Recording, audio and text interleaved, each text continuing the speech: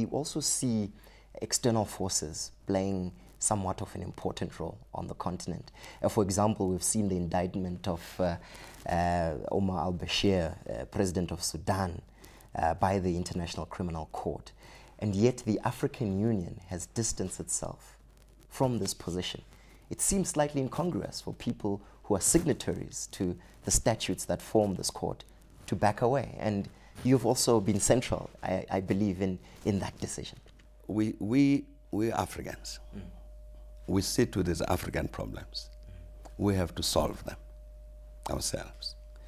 Now, if the African continent says, we believe the way to go with regard to Sudan is the following, to find a solution to this thing. I'm saying the African continent were the first to put soldiers in Darfur when the rest of the world was refusing. Even despite the fact that the African continent had no money, it said, nevertheless, we can't allow people there to be killed. Let's move, let's do something. Now, I'm saying the African continent tries to solve its own problems. And I'm quite sure the African continent will solve the conflict in Darfur also. Now, then somebody else comes from outside and says, no, my view about this African problem must take precedence over your view as Africans.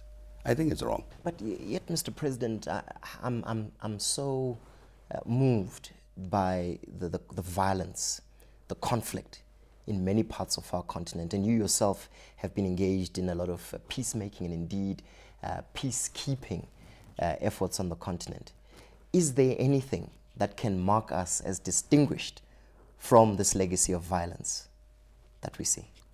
I think the distinguishing thing, the important thing about these conflicts on the continent is if you look at these conflicts over the last 10 years or something, bit longer, I think the notable thing about them is that in reality all of them have been resolved as a result of African interventions. All of them.